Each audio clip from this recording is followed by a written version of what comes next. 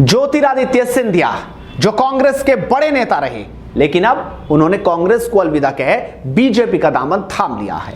लिहाजा कांग्रेस से नाता 18 सालों का टूट गया।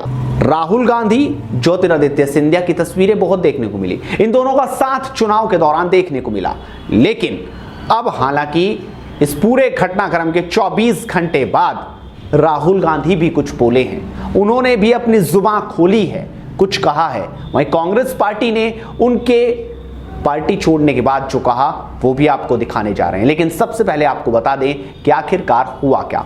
होली का दिन था, जब लोग गुलाल से होली खेल रहे थे, रंग लगा रहे थे एक दूसरे को, तब बड़ा उलटफेर होता नजर आ रहा था। मध्य प्रदेश की राजनीति में वो हो रहा था जो किसी ने नहीं सोचा।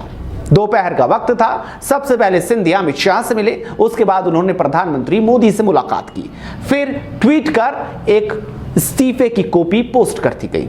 सबने उसे देख लिया, जिसमें उन्होंने अपनी सभी बातों को लिख दिया। उसके बाद लगने लगा कि वो आज ही बीजेपी में ज्वाइन हो जाएंगे, लेकिन ऐसा नहीं हुआ।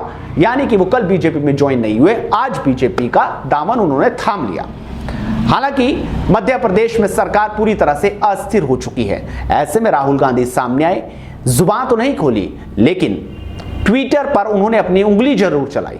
सबसे पहले वो दिखाते हैं कि उन्होंने क्या कहा। उन्होंने पीएमओ इंडिया को टैग किया और लिखा कि जब आप एक निर्वाचित कांग्रेस सरकार को अस्थिर करने में व्यस्त थे, तो वैश्विक तेल की कीमतों में 35% की कटौती को नोटिस करने में आप चूक गए।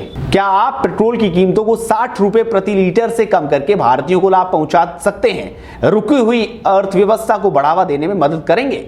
हालांकि सिर्फ उन्होंने एक ही लाइन अस्थिर सरकार करने में व्यस्त थे।